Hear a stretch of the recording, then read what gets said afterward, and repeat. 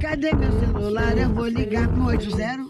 Cadê meu celular? Eu vou ligar, eu vou ligar, eu vou ligar, eu vou ligar, eu vou ligar. Ninféias apresenta Pílulas Feministas.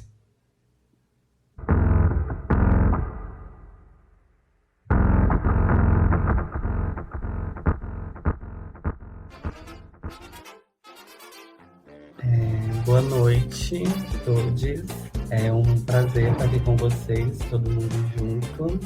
Para quem não me conhece, sou Isa, aluna da UFOP, estudante de letras, faço parte do Ninféias e sou uma futura professora, muito apaixonada por tudo que envolve a arte.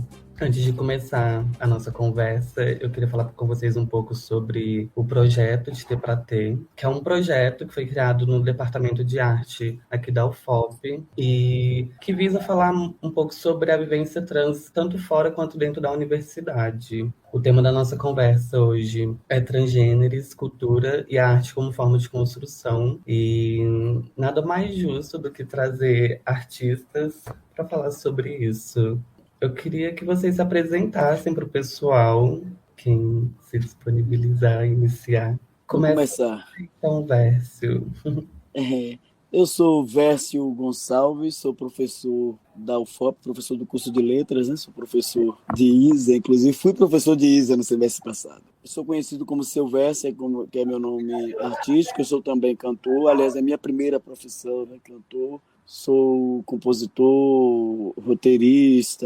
Me desenvolvo nas artes também como lugar de militância, né? O que for preciso para trazer, para ocupar e levar nossas narrativas, nossas problemáticas trans, eu estou fazendo, né? Seja na universidade, seja nas artes. Eu acho que eu não consigo separar muito o professor, o artista, o ativista, né, da militância em torno das identidades trans e dos corpos negros, né, no Brasil. Sou doutor pela UFBA, pesquiso as literaturas e culturas africanas em língua portuguesa, com foco em Moçambique no período colonial. Acho que por enquanto é só. Incrível, muito obrigada, Vércio. Pode falar pra gente, Júlia. Então, gente, boa noite. Saudações democráticas. A benção às minhas mais velhas, às minhas mais novas, às minhas iguais. Larô e Exu pelo dia de hoje, né? Por esses caminhos abertos, por essa retomada desse processo democrático. Hoje eu tô aqui, gente, foi mal pela voz, tô tipo a Regina Roca, mas é porque ontem a gente se esbaldou. Eu falei que a gente tinha que viver esse momento e amanhã e depois a gente vai entender como as coisas vão se dar. Mas que, por enquanto, a gente tem que festejar e muito, a gente tem que comemorar e muito. Porque, além de simbólico e representativo, é um momento que diz sobre as nossas existências, sobre as nossas corpas. Então é isso, saudações democráticas. Eu sou Júlia Santos, sou jornalista, ativista, graduada em comunicação social, pesquiso gênero há mais de 12 anos e de um tempo para cá tenho pesquisado cada vez mais gênero atrelado à raça, e eu prefiro dizer hoje sobre a dissidência de gênero atrelada à raça. Sou atriz, performer, agitadora cultural, produtora cultural, sou quilombola, e é importante a gente dizer dessas coisas, né? Porque hoje a gente vive tempos que a carteirada ela está sendo fundamental para dizer, olha, você está falando e a gente vai falar de igual para igual em todos os espaços. Hoje a gente já dá conta de pertencer aos espaços.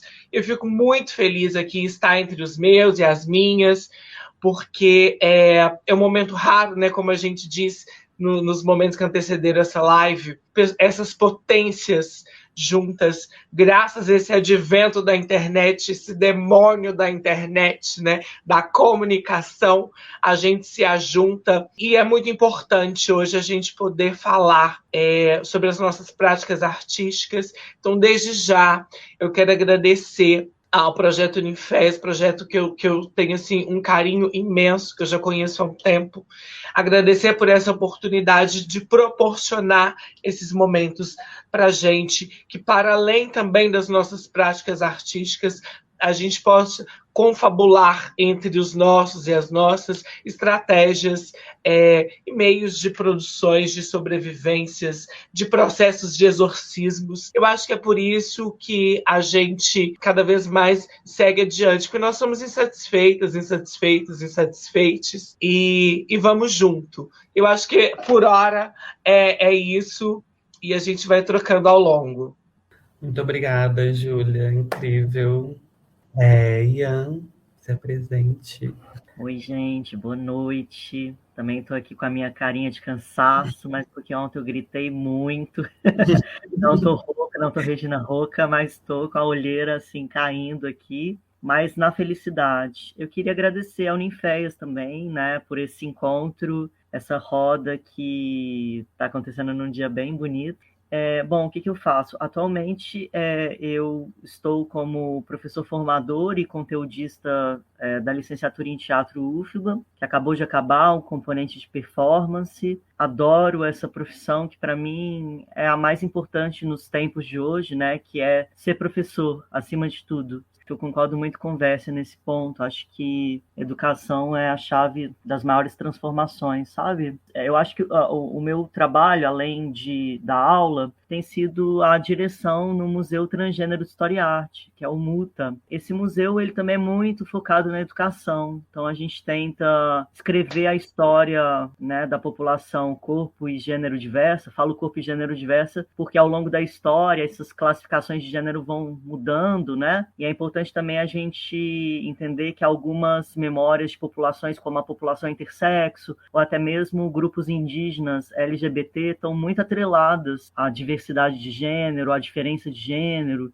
Então, o MUTA ele vai muito de acordo com essa população, né? Numa versão mais ampliada do que a gente conhece como transgênero, né, ou transexual. Então, a gente tem tentado aí produzir memória e educação. É isso, gente. Agradeço. Vou passar a bola. A gente conversa mais daqui a pouco.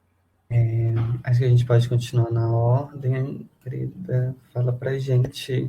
Oi, gente. Boa noite.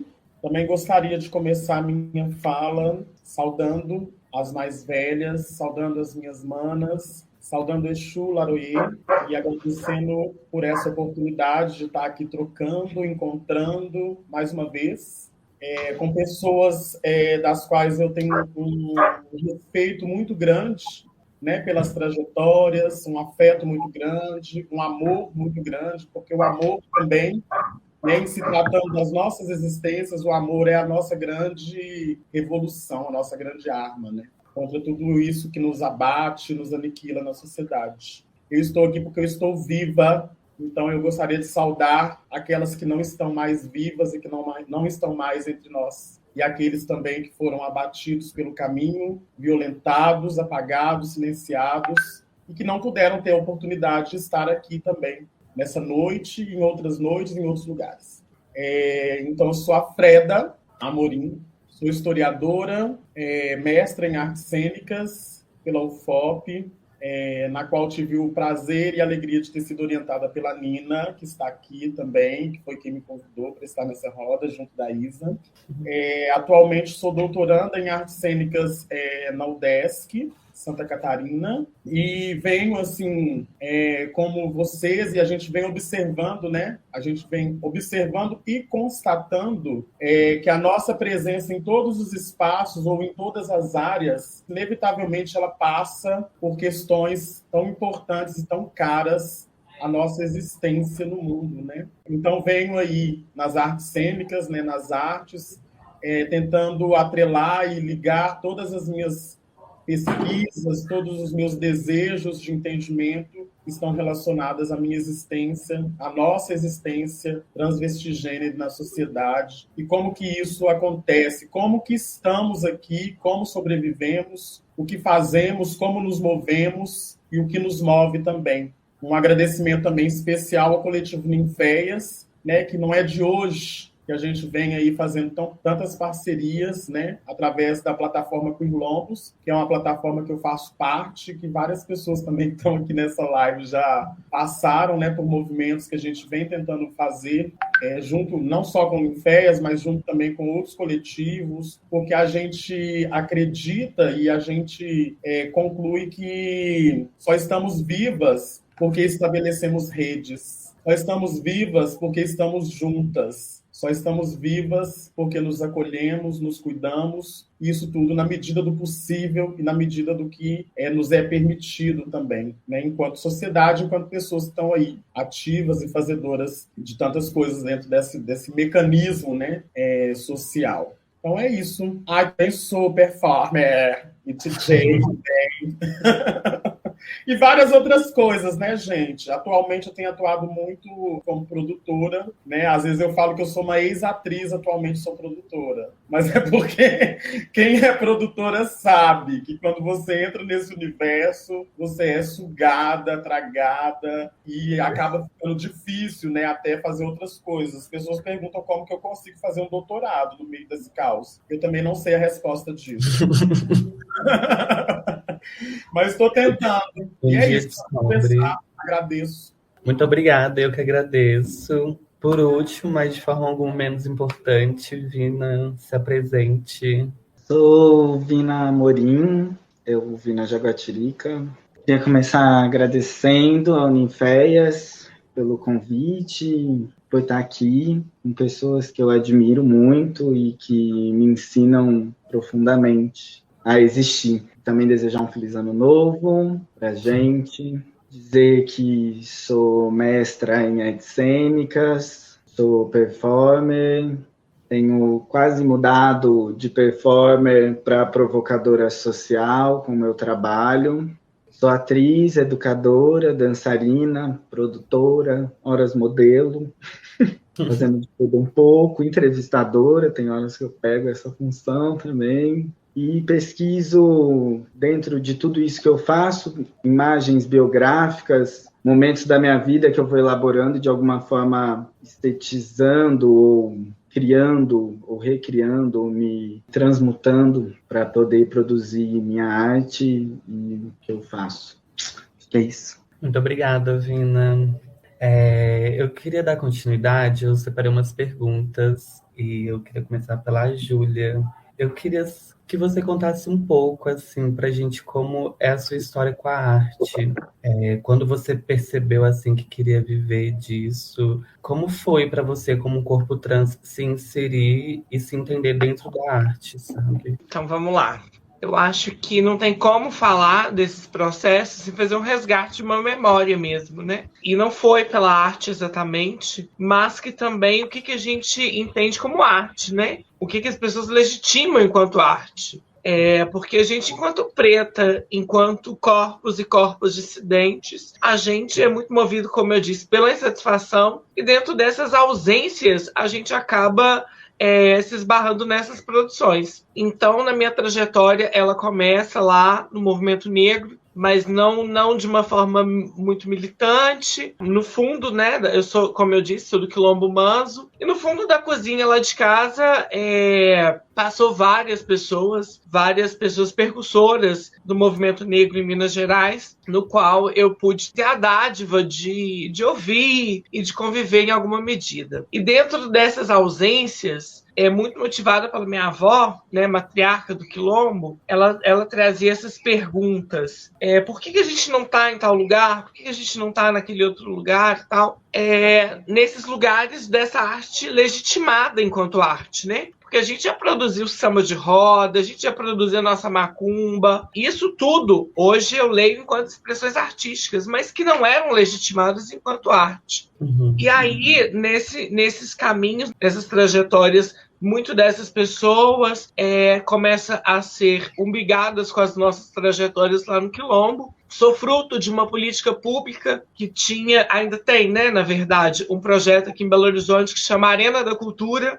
Sou fruto do Arena, um projeto onde saiu vários artistas de Belo Horizonte desse projeto. Eu fui uma delas. E aí, dentro desse projeto, eu fui entender que o teatro em si não me cabia muito, porque tinham várias caixas para pertencer dentro de uma ordem, né?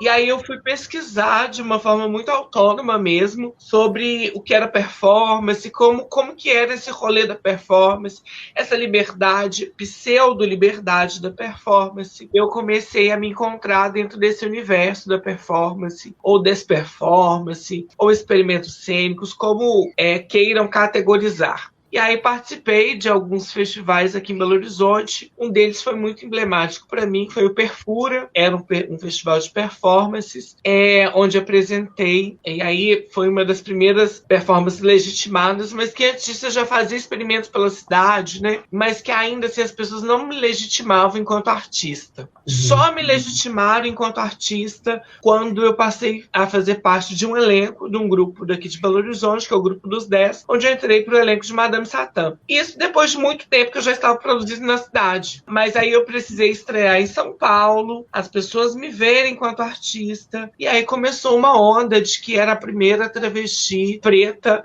atriz em Belo Horizonte e tal. Eu fico muito incomodada com esse rolê, me colocando enquanto essa primeira atriz negra e tal, travesti, a gente deslegitima as grandes artistas das noites de Belo Horizonte. E a gente pode aqui citar vários nomes, e uma das minhas principais referências, que era uma atriz negra, que era Yara Babalu, assim, que fazia uma drag, mas que era uma drag muito performática, e que para mim hoje eu leio enquanto essa corpa dissidente, né, que não reivindicava as travestilidades, mas que era uma corpa que eu jamais posso afirmar que é uma corpa cisgênera. Então, nesse momento, as pessoas começam a lançar esse olhar e dizer que a Júlia era atriz, assim. Eu comecei a entrar na onda, falei, já que atrizes estão me pagando pra farçar, beleza, é isso aí. E aí eu não tenho muito desse rolê, não passei pelo curso acadêmico, como vários de vocês passaram, não me graduei nesse lugar, fiz um movimento de rompimento com a universidade, muito apoiada nas questões da necessidade da oralidade.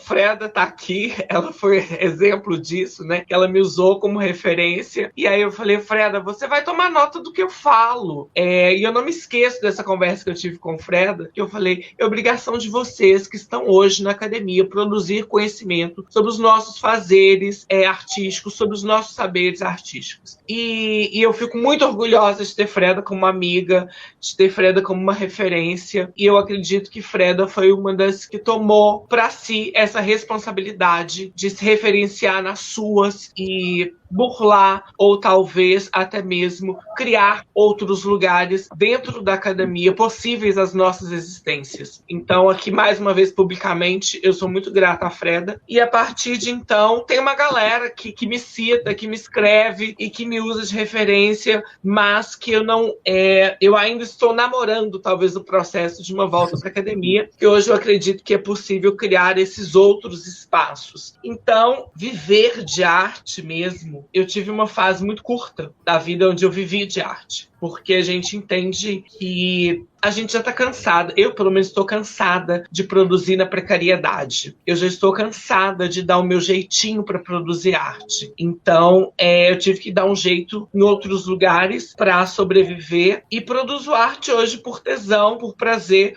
ou se me pagam. Mas, de fato, na precariedade eu me recuso pela troca, pela projeção, ou pelo lanche e o transporte, porque a gente, muitas das vezes, se vê aprisionada nesses lugares, que talvez lá atrás eram lugares muito caros para a gente, porque a gente ainda estava no momento de uma necessidade de mostrar os nossos fazeres artísticos, de botar a nossa cara. Só que a gente hoje já deu, a gente já provou que a gente dá conta de pertencer a esses lugares, então paga o cachê da boneca, paga o cachê dos bonecos, porque não dá mais para produzir nesse rolê dessa troca injusta que só fomenta e legitima os lugares da cisgeneridade, que não tem um retorno real para a gente. Então hoje eu prefiro muito mais produzir para 5, 6 pessoas do que ir lá e servir de totem, de servir de bandeira para as pessoas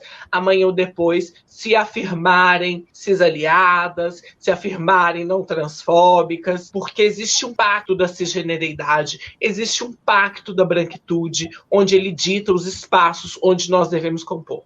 Então, já que eles dizem os espaços que a gente compor, eu me recuso e eu vou dizer quais lugares eu quero compor também. Eu acho que eu falo pra caralho, se vocês não me cortarem, eu vou falando. Arrasou, arrasou, arrasou. Eu espero que você encontre um estímulo para continuar na arte. E eu quero aproveitar, Freda foi citada, eu queria te fazer a mesma pergunta. Como que foi para você se descobrir dentro da arte? Como foi para você se inserir como um corpo trans dentro da arte? Então, uma pergunta que eu acho que é até difícil responder em poucas palavras, né, Júlia?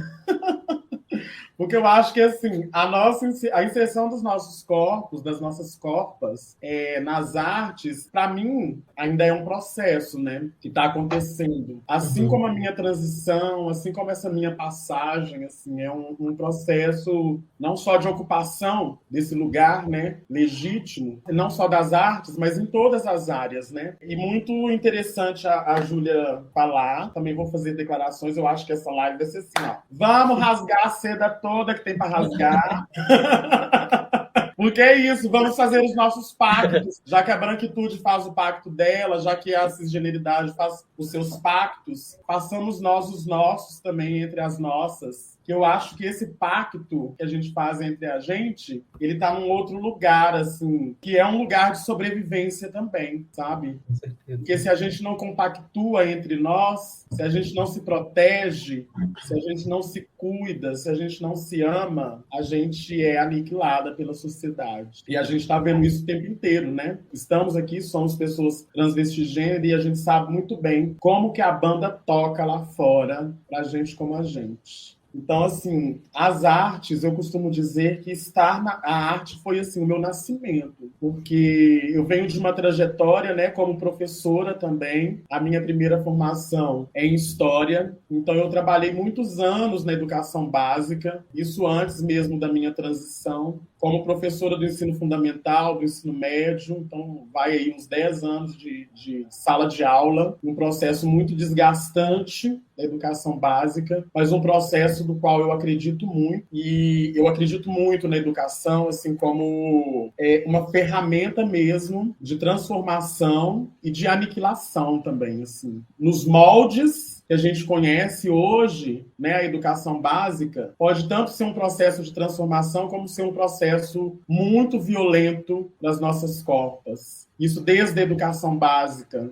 né? Então, quando a gente fala de lugares e de estar e de ocupar, né, eu venho pensando muito sobre... Né, a gente vem de uma trajetória aí, né, no nosso fazer artístico, a gente precisa ocupar esse lugar, a gente tem que estar ali, a gente tem que chegar nesse lugar. Mas eu tenho pensado muito em permanecer e quais são as condições que a própria sociedade nos dá para permanecer nos lugares. Porque não é só estar, a gente precisa se estabelecer, e como a Júlia disse, na maioria das vezes a gente precisa ser legitimada, e a gente precisa, além de ocupar, a gente precisa estar, permanecer e demarcar, né, certos lugares com a nosso fazer, né, não só artístico. Mas aí venho eu dessa trajetória como professora, chego em Ouro Preto, eu já tinha um contato assim, anterior com a arte, né, com teatro principalmente, especificamente, mas não era uma coisa da qual eu tinha me debruçado para estudar, para pensar e etc. Cheguei em Ouro Preto para fazer museologia e acabei assim tendo muito contato com as pessoas do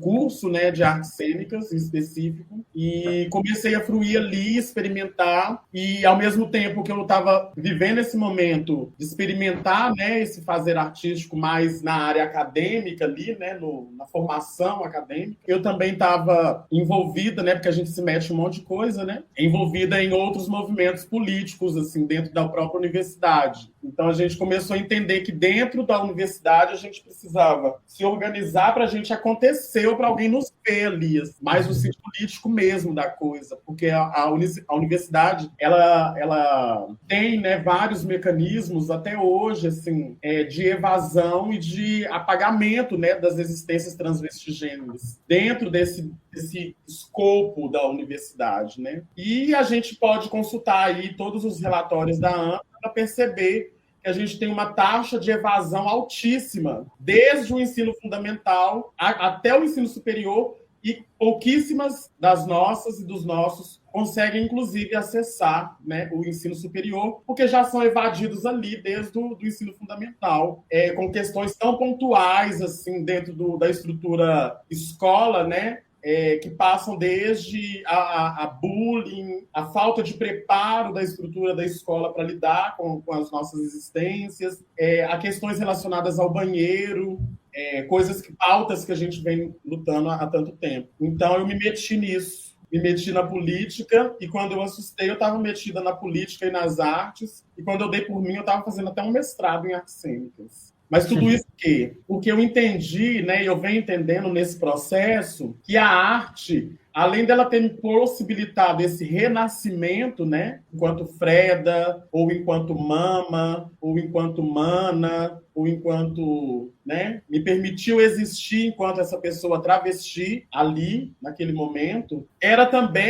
a arte também foi um instrumento e uma ferramenta para criar todas essas possibilidades de existência. E eu digo isso a partir do momento em que a maioria dos nossos corpos, das nossas corpas, a essas pessoas não é permitido o básico, que é o amor, a família, a amizade e etc. E foi a partir desse movimento que eu fiz, né, indo para as artes, que eu consegui pensar em algumas coisas. E a Júlia até fala, né, que ela vem, né, como referência, isso principalmente no meu trabalho no mestrado, porque quando eu caio no mestrado, e a maioria das pessoas tá aqui não me deixa mentir, porque eu não faço terapia não, tá, gente? Quem faz. Mas as minhas amigas sabem que, por eu não fazer terapia, elas viram minhas terapeutas.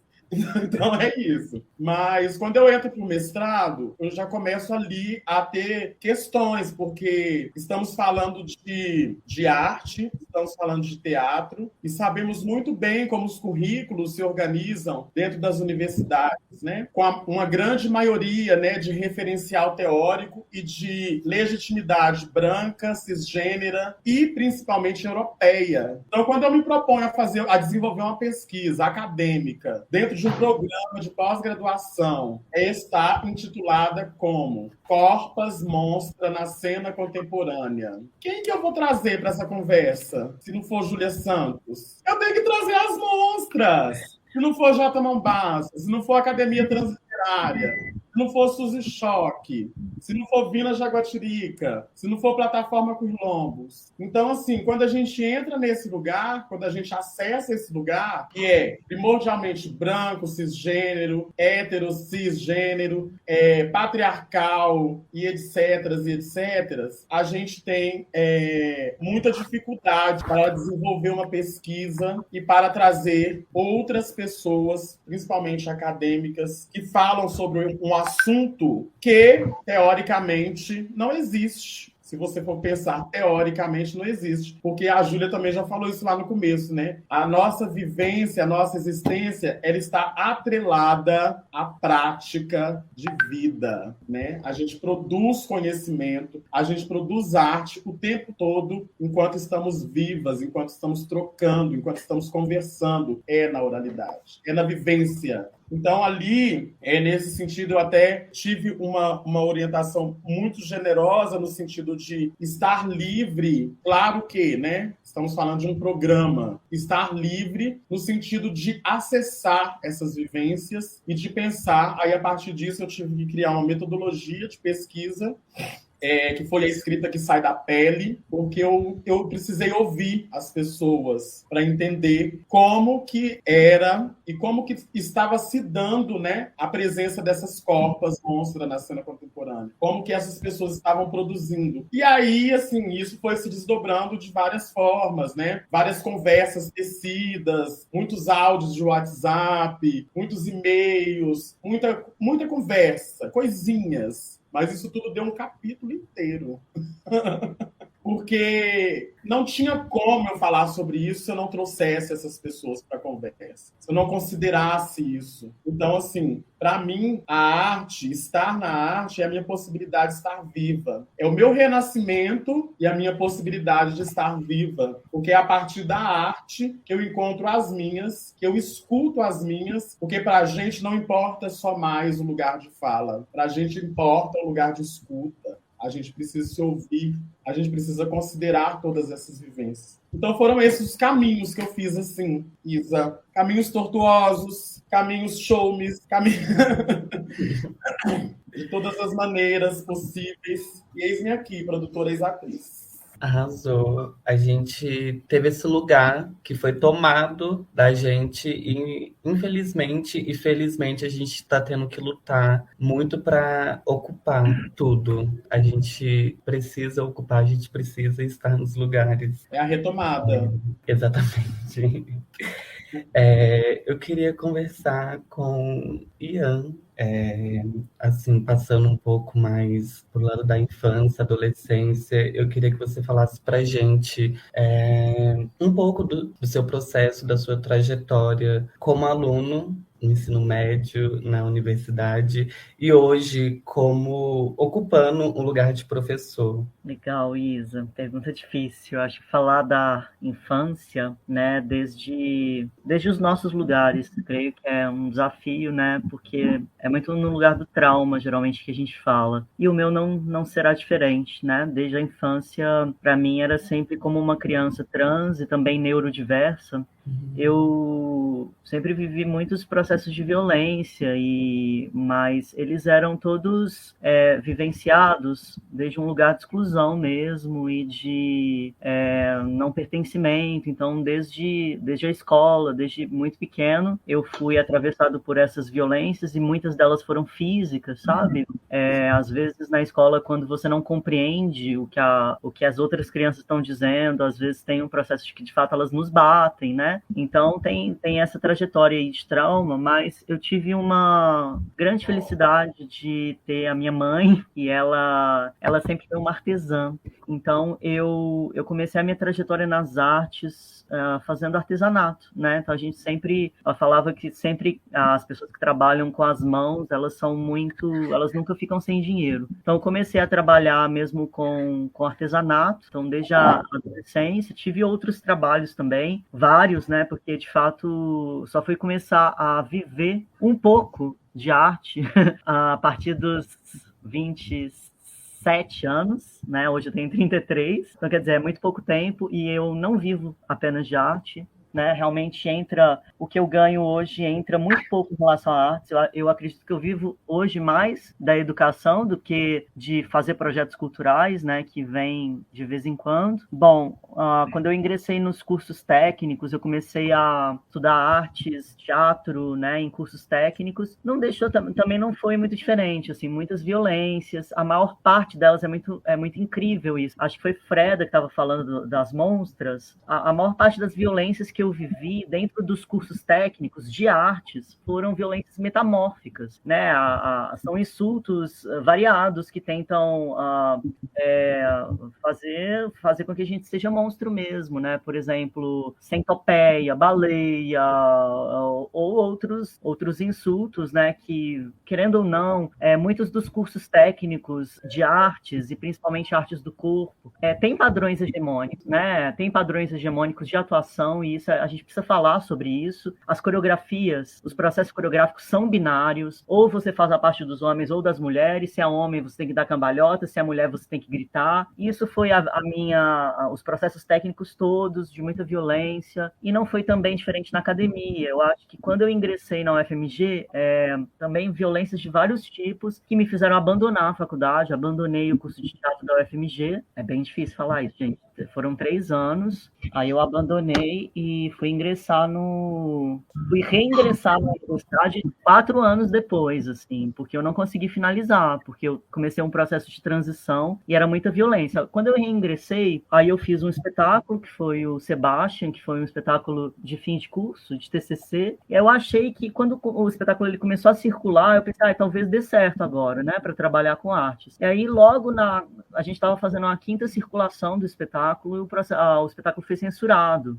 E assim, ao contrário do que as pessoas pensam, que censura dá visibilidade, né, às vezes uma ou outra coisa fica visível, mas o que a gente tem mesmo é invisibilidade. A maior parte das pessoas que são censuradas hoje tem invisibilidade e desemprego. Depois que o Sebastian foi censurado, eu me vi desempregado novamente, porque os festivais não querem trabalhar com pessoas que foram censuradas. Uma coisa é você ter sido censurado, e o seu nome ter uma certa visibilidade ou hipervisibilidade. Outra coisa são as pessoas que são censuradas aí dia a dia, que não obtêm mais visibilidade do que isso. Uma prova é que depois da censura de Sebastian, eu fui verificar que todas as mídias que veicularam a censura, nenhuma delas divulgou o meu nome. Então, quer dizer, não é hipervisível, né? Eu simplesmente fiquei desempregado mesmo. E aí eu comecei a me dedicar à pesquisa e à educação, né? E foi basicamente isso que ocorreu. E depois de bastante tempo também, eu fui entender que esses processos que Fredo estava falando, que é de permanência, eles são muito importantes. E a universidade, ela nos bola também, né? A cisgeneridade, a branquitude, capacitismo, bolam certas armadilhas, né? Porque, por exemplo, a gente fala de armadilha, aí tem as legislações hoje de permanência, às vezes tem alguns editais que promovem bolsas, né, para pessoas em vulnerabilidade socioeconômica, mas por exemplo, tem alguns editais de pós-graduação que você tem as cotas para pessoas trans ou vagas supernumerárias, para pessoas pretas, trans ou pessoas com deficiência, mas, por exemplo, o edital ele fala assim, não, você pode entrar, mas se a sua nota for acima de 7. E aí ninguém consegue atar uma nota 7. Gente, que política é essa, né? Então, quer dizer, isso dá margem para a cisgeneridade, novamente, para a branquitude ser meritocrata. Então, a gente tem alguns avanços, sim, mas tem muitas coisas que são armadilhas mesmo. Tem ali na lei, mas as pessoas não estão conseguindo acessar mesmo, né? É o que tem acontecido. Então, é basicamente isso, assim. Eu acho que hoje, trabalhar com educação, para mim, mais que uma possibilidade de sobrevivência mesmo, tem sido uma luta mesmo para tratar de várias questões, não só de artes, mas de permanência também, sabe? Obrigada, Ian. Eu queria só ressaltar uma coisa que é uma coisa em comum que a gente conseguiu escutar até agora com as respostas de todas as pessoas. E é sobre o lugar mesmo que foi tomado da gente, é sobre o lugar que as pessoas colocam a gente nos invisibilizando de todo o resto, sabe? E é um lugar muito, muito triste, muito, muito para baixo. Mas a energia não é essa. Eu queria fazer a mesma pergunta para a Vércio. Eu só queria acrescentar uma outra coisa, que é como você se vê dentro da universidade como professor também, sabe? Seu microfone. Ô, Isa, eu só me perdi, liguei agora, estava desligado. Eu só me perdi da primeira parte da pergunta, que eu me envolvi tanto com o que Ian estava dizendo. E a primeira pergunta foi sobre educação, a vida meu processo de educação para depois falar sobre professor. Sim, sim. Olha só, eu sempre falo que minha primeira fase na educação básica, no fundamental, até a metade do fundamental 2, eu fui aquela criança e aquele adolescente invisibilizado. Porque vamos dizer que, né, a discussão sobre identidade de gênero, na perspectiva das identidades trans, é algo muito recente no Brasil. Então, naquela época ali, eu era apenas uma criança, uma menina masculinizada e muito calada, né? Eu não me colocava muito, eu era completamente diferente disso que vocês conhecem hoje. Então, eu passei praticamente o primário, que era primário, né, que hoje a gente chama de educação ensino fundamental 1, sendo aquele corpo invisibilizado. Não dava trabalho, mas também ninguém se ligava em mim, né? Os professores nem sabiam direito.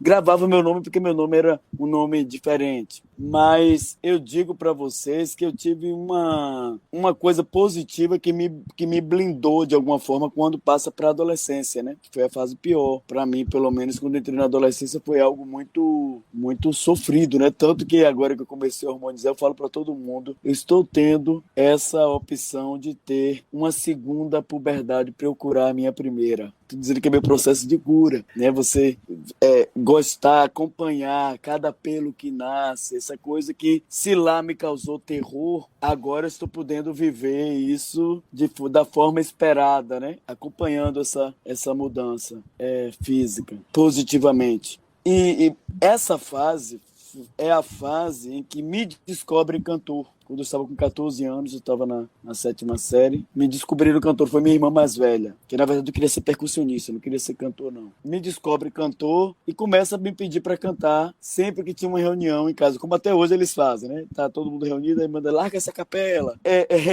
Tanto que virou um projeto meu na pandemia, no primeiro ano, que o nome era Larga essa capela, que eu ficava cantarolando todo domingo ao meio-dia. E aí, o que vai acontecer na puberdade, na adolescência, quando eu já estou no final do Fundamental 2, essa persona artista, de alguma forma, começa a me blindar, já no Fundamental. E quando eu era aquele corpo deslocado, porque assim eu não estava entre as meninas, os meninos também não, porque eu não jogava futebol, já tinha essa natureza artística, né? Eu ficava deslocado, então sempre eu fazia parte daquele grupo. Quando eu vejo essas séries norte-americanas, que sempre colocam um grupo de adolescentes esquisitos, eu era desse grupo. Porque meu corpo era completamente deslocado na escola. No ensino médio é que o cantor aparece com mais força, os professores começam a me incentivar, a me colocar nos projetos para cantar. Então, assim, eu me torno aquela figura popular, todo mundo gostava, todo mundo queria, porque cantava, as pessoas queriam sair comigo, mas eu continuava sendo aquele adolescente esquisito, que não namorava. Porque eu me dei conta, na fala que eu estava fazendo há pouco, né, para um NEB aqui, eu estava falando sobre isso, que as pessoas não pensam seriamente sobre essa que foi Júlia. Não sei se foi Júlia ou se foi Freda que colocou aí sobre o banheiro. As pessoas pensam, quando a gente traz essa pauta, que é apenas uma forma da gente implicar, como se fosse aquela vontadezinha que dá e passa de criança. As pessoas não imaginam o que é o uso do banheiro pra gente, né? Olha que lá atrás, eu não sabia ainda que eu era trans, né? Eu tô falando de adolescência, eu vim saber que eu era trans com 33 anos, na idade que eu tenho agora. E, pra mim, o grande lance da escola era esse do banheiro. Eu vim ter consciência há pouco tempo atrás que Ian sabe de que escola é que eu estou falando, talvez Júlia também, por frequentar o centro quando vem pra cá. Ali no 2 de julho tem um colégio chamado Ipiranga. Eu estudei lá e depois volto como professor desse mesmo colégio. Eu me dei conta de que eu não conhecia o banheiro das meninas do colégio, ou seja, eu nunca entrei naquele banheiro. Não é estranho um adolescente não entrar no banheiro da escola? Ou seja, eu não ia no banheiro. Quando eu precisava usar o banheiro, eu ia para o Ipiranga. Antigamente tinha o curso administrativo de administração e de contador. Para esses cursos tinha uma sala de datilografia, tinha aula de datilografia. Só que quando eu passo para o ensino médio, esses cursos tinha mudado o governo, a estratégia era outra, então tira-se os cursos técnicos do ensino médio. Só era formação geral. Aí eu entro para escola na época que essa sala estava desativada. Eu tinha que passar pela sala dos professores. Eu jogava um H, conversava com os professores, dava risada, e saía. Eu achava, talvez eles já percebessem o que era que eu estava fazendo. Eu achava que estava enganando eles. Eu só usava esse banheiro, né? Porque tinha que passar pela sala dos professores e usar esse banheiro interditado. Então, assim, eu digo assim, gente, como isso é grave, né?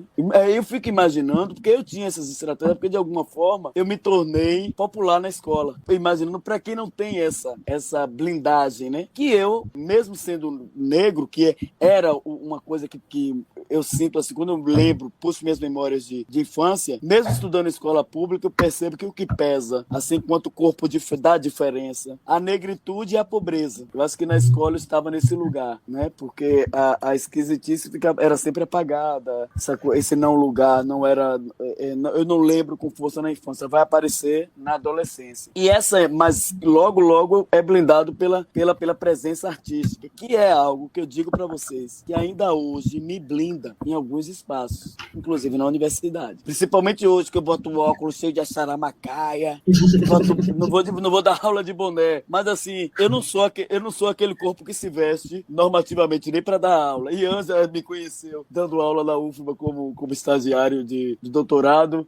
Isa tá aí, que foi minha aluna em 2 semestres. Então, assim, eu sou aquele corpo que não passa despercebido pela presença artística. E eu fico me perguntando hoje, até que ponto eu não criei, eu não tenho consciência não, viu, gente? Eu tô lançando aqui mesmo pra gente pensar junto. Até que ponto eu não criei essa persona artística, essa forma de se vestir pra ser blindado? Porque, por exemplo, eu chego em Ouro Preto e já com alguma passabilidade, né? Porque lá em Ouro Preto, Minas Gerais em geral, nos lugares por onde eu passei, as pessoas já me reconhecem no masculino, né? Não tem muita essa... Até quando eu mostro a identidade, que eu digo assim, esse aí é o nome de registro, me chame assim. Não causa pavor. Está na UFOP, eu tenho dito isso, e é preciso falar para as pessoas perceberem que pode ser assim também. A gente não precisa estar o tempo todo com narrativa de dor. Para mim está sendo prazeroso, pensando enquanto professor trans, estar na UFOP. Eu não sei se foi assim, se será assim sempre, mas pelo menos Letras me acolhe ao ponto de esse discurso sobre a minha existência trans ser pauta alta o tempo todo. Quando fala, quem fala sou eu. Porque tem pessoas que acham que estão nos incluindo e ficam fazendo perguntas bem esdrúxulas, né? Eu não passo por isso na UFOP. Fui respeitado, meu nome no sistema é o meu nome social. Os alunos, todos me chamam de professor. Quando eles veem que é a pessoa que está trabalhando no sistema, não é a pessoa que está trabalhando comigo ali no tete a tete, né? Então, quando os alunos percebem que meu nome está na disciplina como o nome do registro, eles falam assim, olha, Vécio, eu vi lá no sistema, se fosse você, falaria com o departamento que seu nome apareceu lá como no registro, viu? Então, assim, eu tenho experienciado positivamente na UFOP. Eu não sei se é a cultura da UFOP como universidade, se é o departamento de letras, não sei dizer bem para vocês, mas está sendo uma passagem, um momento como professor, só em não conviver. Júlia pauta uma coisa interessantíssima. A gente não quer ser o primeiro disso, o primeiro daquilo. A gente quer que outras pessoas, que nossas presenças sejam naturalmente recebidas e acolhidas nos diferentes espaços. Eu não quero ser o primeiro professor trans de lugar nenhum, né? Eu quero que seja natural ter Versos e trans, e Júlia, e Freda, e Isa, a companheira que eu não estou vendo o nome, Vina, Amorim, que a gente passe pelos espaços sem ser o primeiro. Essa narrativa está demodê, esse negócio de primeiro isso, primeiro aquilo, você entende? Porque o que a gente quer é que nossos corpos, nossas corpas, passeiem pelos espaços como todos os outros corpos, né? Eu tenho me colocado muito, embora, porque assim também a gente não pode naturalizar o silenciamento, porque você também sabe que seu corpo não é normativo. Então, assim, de vez em quando eu dou aquelas cutucadas para falar sobre, né? Porque é ruim aquela coisa de você, ainda bem que lá eu sou acolhido e meus colegas, por exemplo, me respeitam pela minha pesquisa, que não tem nem nada a ver. Academicamente eu fui por outro caminho, né? Eu trabalho com literaturas e culturas africanas de língua portuguesa desde a graduação.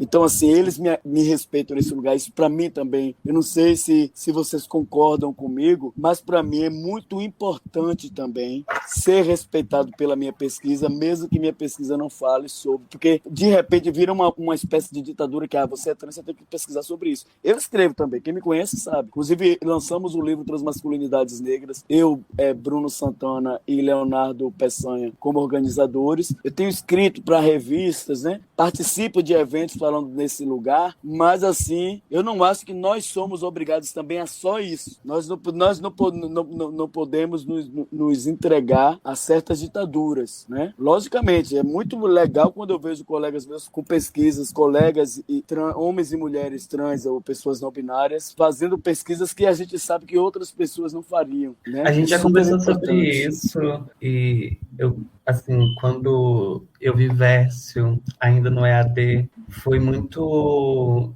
instigante, porque eu sempre fiquei me perguntando como que eu, uma mulher trans, vou fazer para ocupar um lugar dando aula, sabe? Isso sempre foi uma pauta muito, muito forte para mim, porque eu sempre tive essa dúvida, esse medo, esse receio. E ter Vércio ocupando esse lugar foi muito estimulante para que eu continuasse e espero, né, que eu consiga também isso logo. Obrigada, Vércio. Eu queria aproveitar que Vina voltou. Eu estava assim, lendo um pouco sobre. Eu vi um detalhe que não é só um detalhe, que foi uma conquista que eu achei muito significante da gente falar, que foi sobre um prêmio que você ganhou em 2016 pela sua direção na obra. Deixa eu só dar uma lida. Nossa Senhora das Travestis. E, Isso é uma conquista muito grande. Eu queria que você falasse um pouco sobre isso, como você está, assim, hoje no seu lugar como artista. Eu ganhei esse prêmio, mas está muito junto com a Academia Transliterária, né? Que é um projeto da Academia Transliterária, essa performance que a gente realizou em 2021. Essa performance dessa premiação que se tornou um curta, que Freda fez também parte, né, que está na academia, e aí a academia me convidou para estar junto, porque o vídeo foi feito aqui em Ouro Preto, e aí eu morava aqui em Ouro Preto, agora eu estou morando em BH, então elas me convidaram para que eu pudesse, né, estar ali junto, ajudando uma certa direção, numa direção de fotografia, num roteiro, e acabou que eu entrei junto com a Ídila e com o João para fazer essa direção. E foi assim que aconteceu esse prêmio, assim.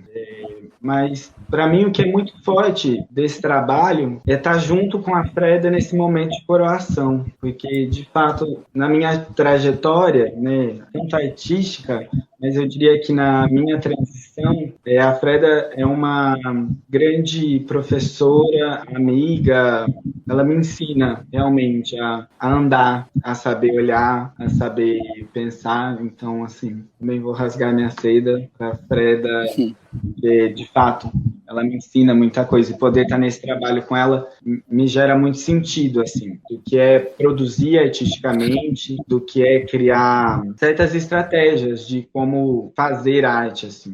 Não consigo pensar em produzir um trabalho sem estar junto com ela ou com outras e com outros e com outros que produzam e que se engajem em uma revolução mesmo desse espaço, assim, de provocar uma certa mudança, um movimento diferente, de não deixar que a gente seja colocada só em um único espaço, de um único jeito. Por exemplo, quando eu vou performar, de alguma forma eu começo a entender que a minha performance é tal coisa. Você vai ali e faz um negócio. Ah, a Vina é ótima, a Vina é nananã. E aí vão definindo a partir de um movimento, assim, que quanto mais se cristalizar, quanto mais se fechar, mais elas vão conseguindo, né? Estou falando a essas pessoas e mais fortemente a cisgeneridade vai fazendo assim e vai colocando no espaço até o momento que ela pega, coloca de lado e novamente encontra alguém, alguma outra, algum outro para poder colocar no espaço, né? Pensando nessa imagem de totem. Então, é muito gratificante para mim ter feito esse trabalho, de ter sido ouvida, de ter sido olhada, assim. Tem uma coisa que,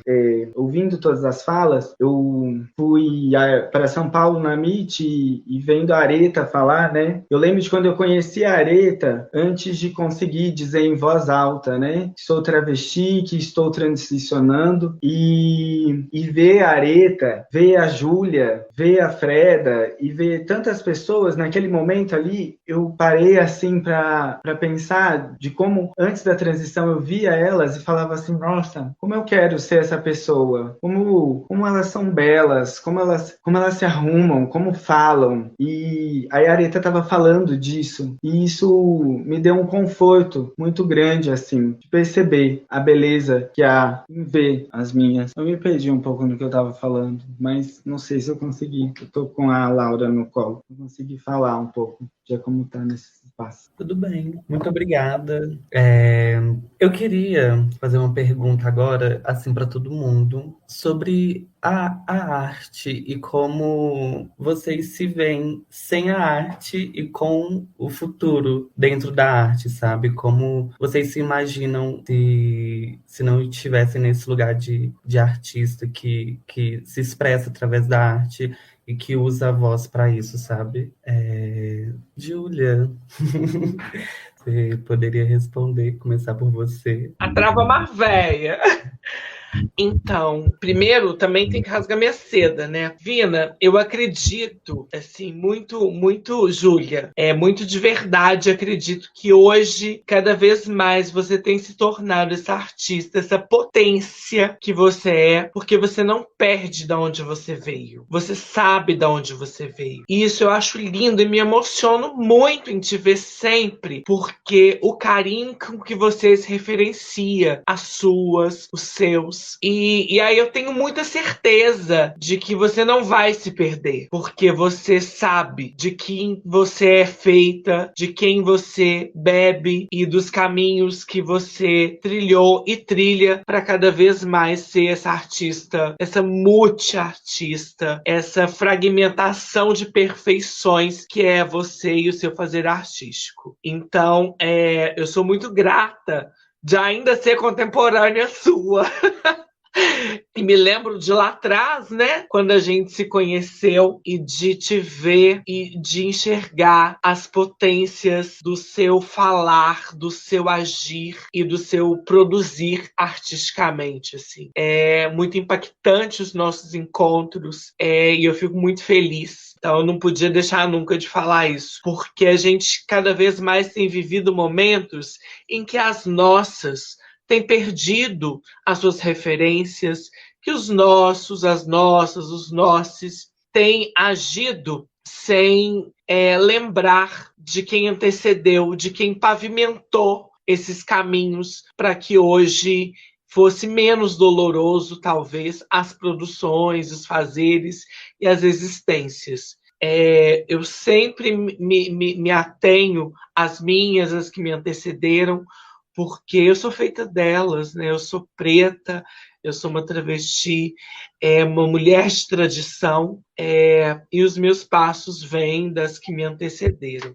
E aí, dizer que vocês foram falando coisas assim, eu fui talvez pincelando algumas coisinhas aqui, e quando talvez o Ver-se fala da naturalização, eu digo que é urgente a naturalização dos nossos corpos, ocupando todos os espaços, inclusive nas produções, no saber formal, na educação formal.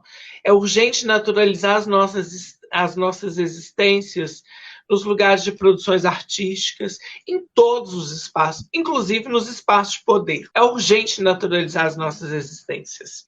E as pessoas insistem ainda em categorizar, muitas das vezes, os nossos fazeres artísticos enquanto panfletários. E que talvez a gente também assuma esse lugar. Pode ser panfletário, sim, mas que não seja só panfletário. Que não nos reduza só a esse lugar panfletário. Mas que pode ser panfletário, sim. Porque nós temos muito o que falar, porque historicamente nós somos silenciadas. E os nossos fazeres artísticos também passam pelas nossas corpas, passa pelas nossas dores, passa pelos nossos anseios. Porque a cisgeneridade faz isso de uma forma que é naturalizada e ninguém questiona. E por que os nossos fazeres artísticos ainda são reduzidos unicamente a esses espaços panfletários? Pode ser panfletário, mas não é só panfletário. E dizer que as nossas narrativas é muito cara para nós. E é muito cara para nós nesse lugar de causar fissuras, sim, nessa hetero-cis norma. Eu não gosto nem de dizer desses lugares, porque eu acredito que reforça, talvez, a essas caixas que a cisgeneridade insiste em criar a todo tempo.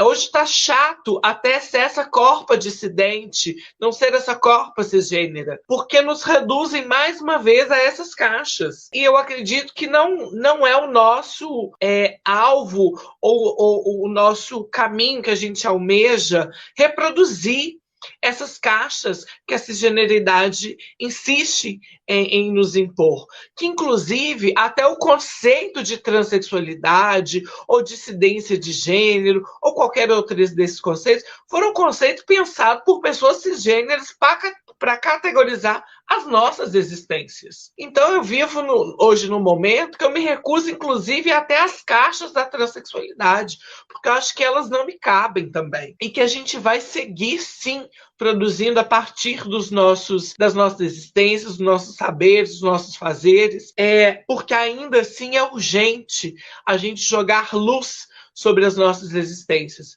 porque também é uma estratégia para que vários dos nossos também se guiem a partir das nossas existências, das nossas produções. Porque eu acho que eu não seria Júlia hoje se eu não tivesse me mirado em outras, se eu não tivesse me referenciado em outras. Então é urgente, também é caro e segue sendo caro as nossas existências, as nossas vozes, cada vez mais a gente pluralizar, diversificar e dar voz aos nossos anseios, porque isso traz uma aproximação dos nossos e das nossas. Eu sonho muito que um dia a gente possa falar sobre um processo de abolição de gênero. É um sonho meu, mas que ainda assim é preciso dizer. E aí eu fico pensando o quanto a cisgeneridade, a cisnormatividade insiste em guetizar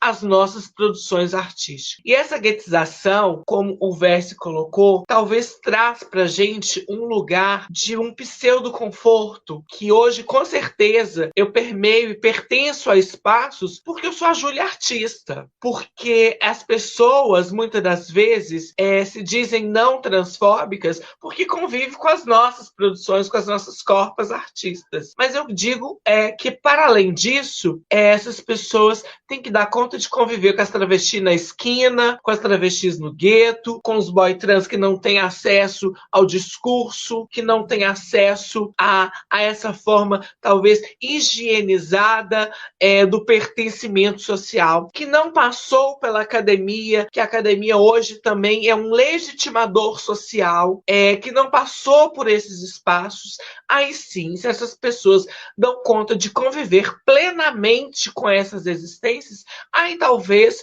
estão aí caminhando rumo a uma não transfobia ou uma não reprodução de violências. E é urgente, quando o Verse traz também, e quando a Isa traz a lembrança da performance e do experimento da Nossa Senhora das Travestis, me traz também a memória de quanto o Estado e a Igreja dita sobre as nossas existências. De quanto o Estado e a Igreja ainda dita quem deve ou não a pertencer os espaços. Porque essa performance, por exemplo, ela foi vetada numa virada cultural em Belo Horizonte. E ela foi vetada por um dirigente da Igreja, atrelado a um dirigente do Estado, que há menos de uma semana quase diz em palanque público que era uma pessoa sensível às causas LGBTs. Então é urgente também que a gente fale sobre essas legitimações e sobre esses espaços que o Estado e a Igreja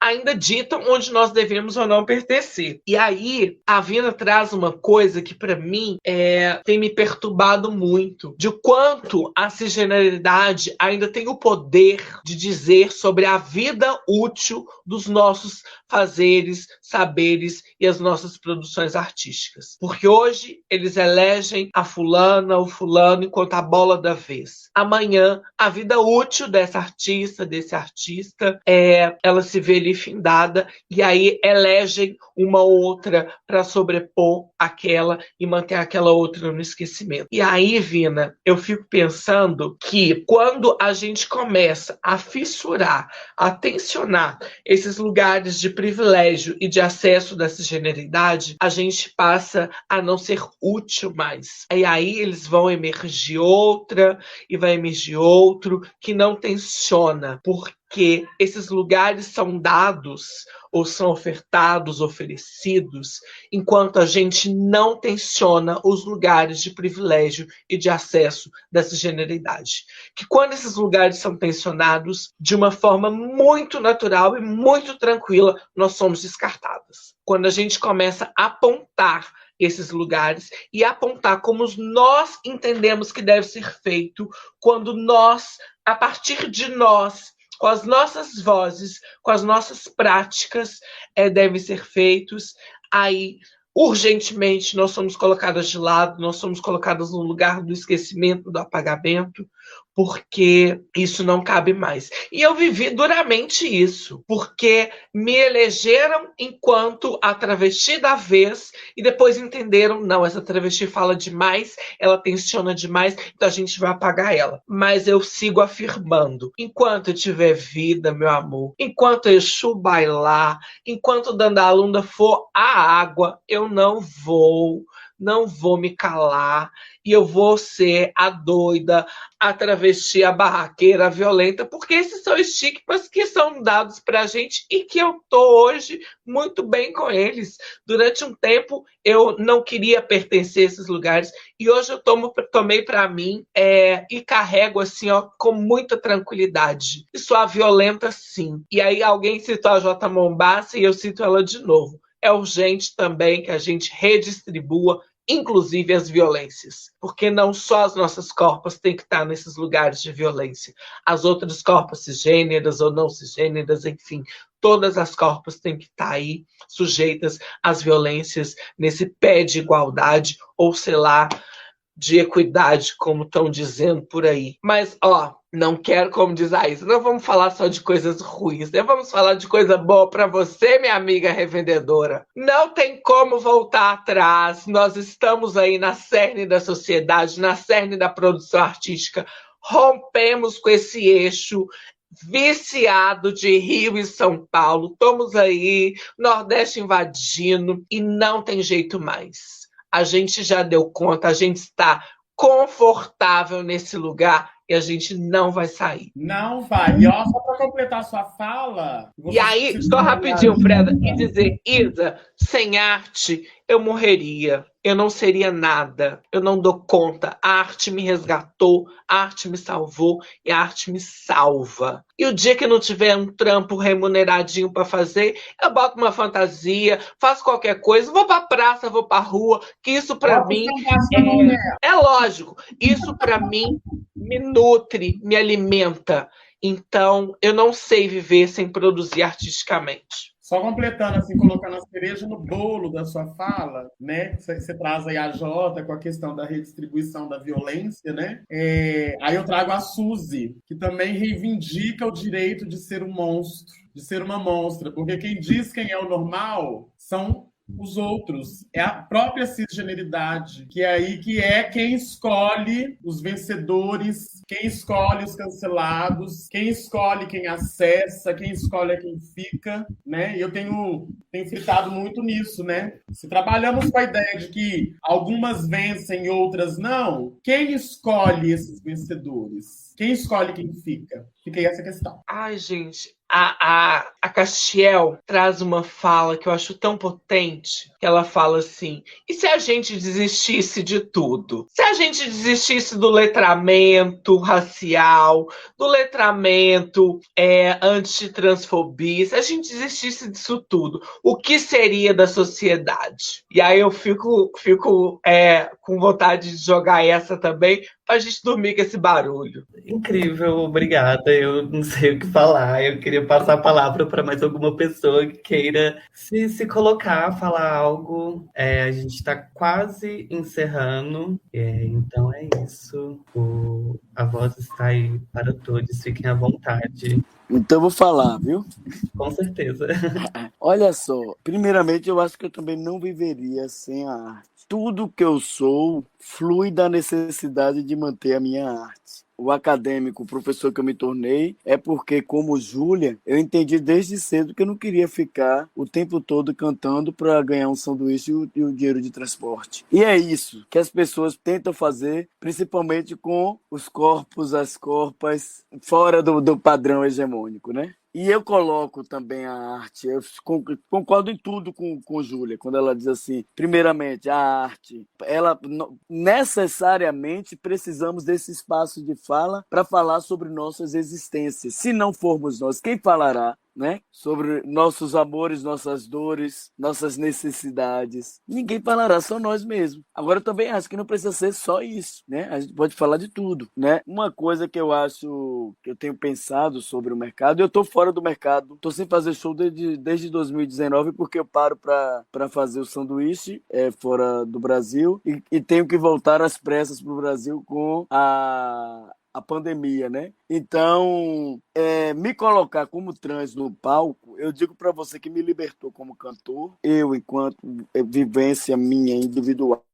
Eu acho que eu cresço quando eu tomo consciência de que assim, eu não preciso mais ficar limitando minha masculinidade porque as pessoas me diziam antes, né? Isso aí, eu estava falando nesse evento que eu participei antes de estar aqui com vocês hoje.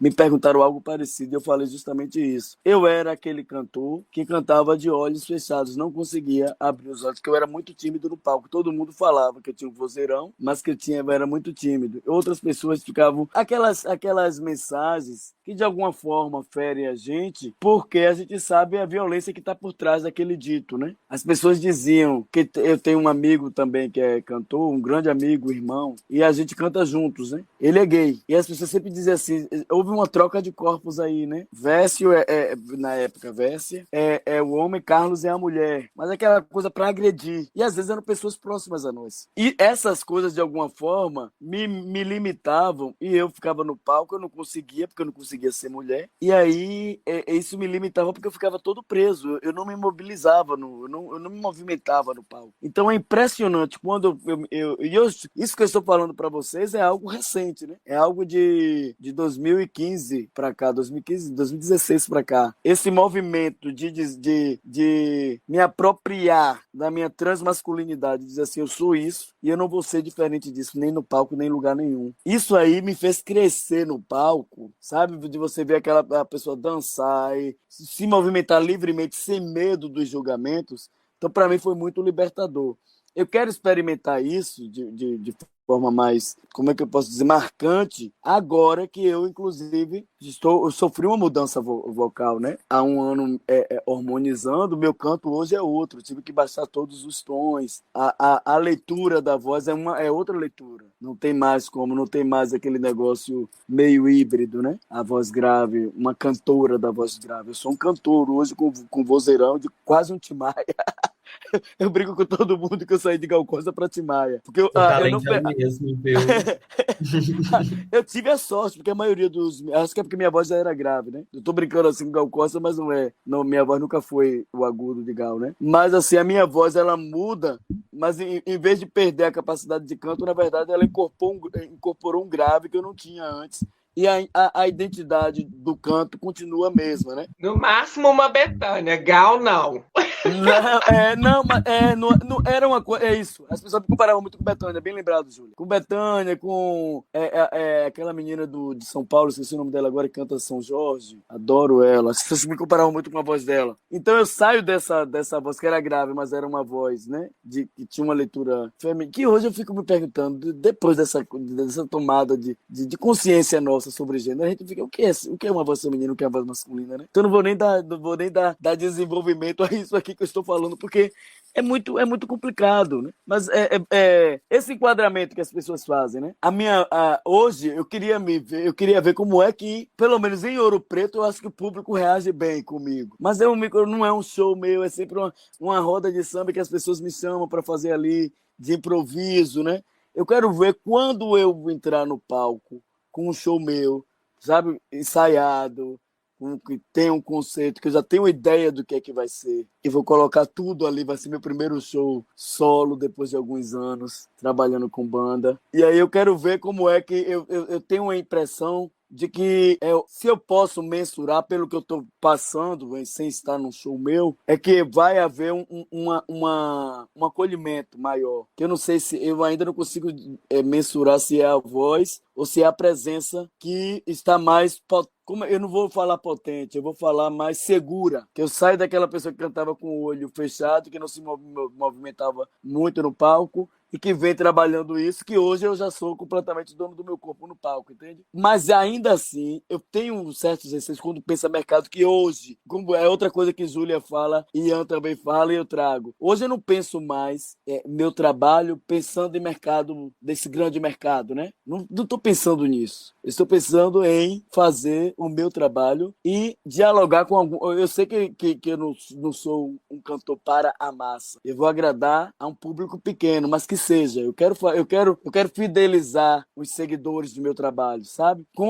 Produzindo, que é uma coisa que eu já vi. A gente precisa, da mesma forma que eu fiz com a academia, eu preciso fazer com a música. Tomar coragem, que é uma coisa que nos tiram também. Essa coragem de produzir, meter as caras e fazer. A gente precisa se apropriar disso, porque ninguém vai fazer por nós. Eu lembro que quando o Lineker surgiu, só vou fechar com esse exemplo, que é pra gente, como artista, pensar, né? Quando o Lineker surgiu, o Lineker ainda estava naquela coisa, né? Se descobrindo nessa identidade. E eu lembro que ela dizia que era não binária. Não sei se vocês lembram que ela ainda ela já usava roupa feminina e tudo, mas usava um bigode. E eu percebi que o mercado, como isso que Júlia fala de querer usar você e depois dar um pontapé. O mercado faz isso não só com corpos trans, né? Com diferentes corpos. Mas eu percebo que quando trata do corpo trans, eles querem esse corpo monstra, como Freda coloca aí, para explorar, mas não é para valorizar ou para respeitar. Eu quero explorar essa esquisitice aqui, ganhar dinheiro, depois eu jogo fora. E aí, Lineker dá uma tapa de mão aberta, como a gente diz aqui na Bahia, na cara do mercado, quando ela recebe 5 propostas de gravadoras e ela diz não para todas elas. Ela continua sendo uma cantora independente. Sabe por quê? O que é que eles iam fazer? Essa liberdade, esse processo dela, que é só dela, cada um tem o seu, né? Assim como eu só comecei a harmonizar no ano passado, depois de anos, me senti seguro para dizer, porque eu tinha medo de perder a capacidade do canto, né? Como eu vi alguns meninos perderem a voz, sofreu uma mudança e não conseguia afinar. Eu tinha esse medo. E aí, Lineker, ela passou por esse processo, que é só dela, de como é que eu me reconheço nesse processo aqui, que mulher eu quero ser, né? E aí, vocês acham que o mercado ia ter paciência para isso, ou ia querer cristalizar aquela presença da mulher de bigode cantando, né? Então, assim, a gente precisa ter essa criticidade na hora de nos avaliarmos como artista, para que a gente não caia em pequenas armadilhas que podem ser grandes no nosso processo, considerando a totalidade, né? Era só isso. Muito obrigada, Vércio. A gente vai encerrar.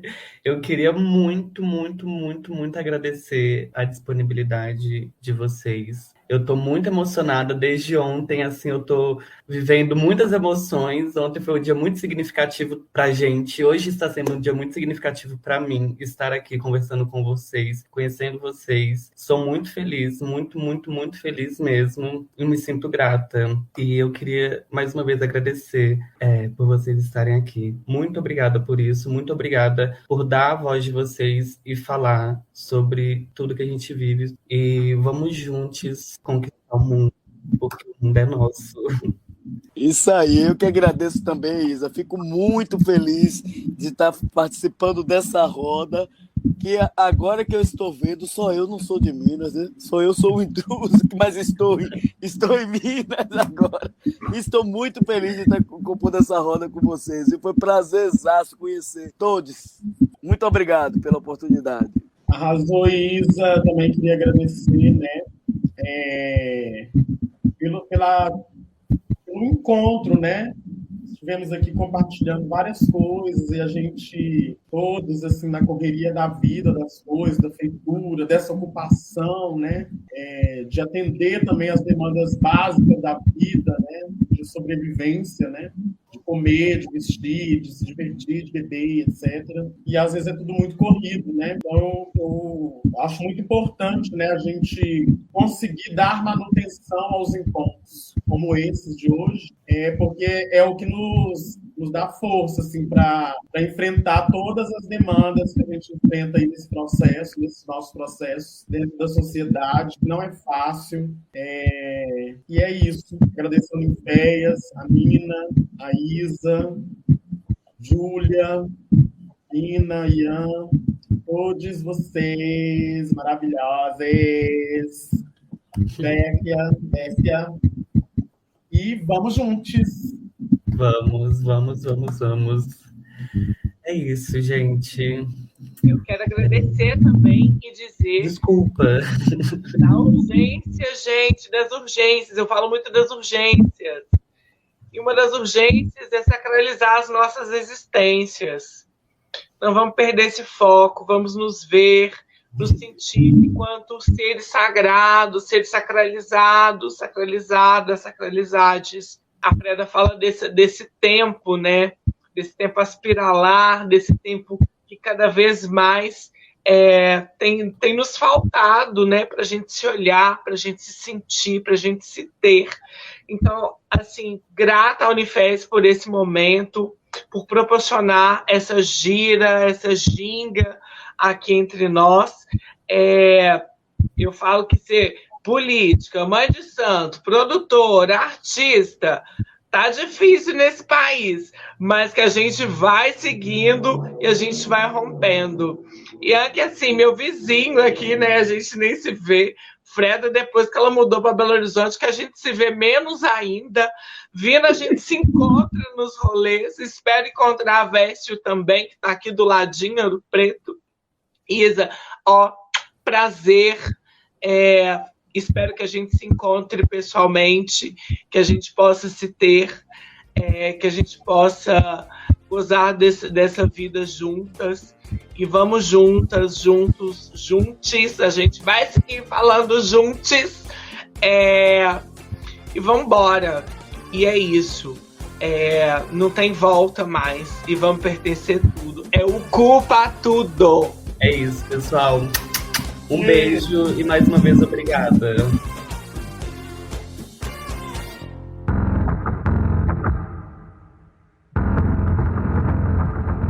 Essa foi mais uma produção do Ninféias, Núcleo de Investigações Feministas, com o apoio da Pró-Reitoria de Extensão da Universidade Federal de Ouro Preto.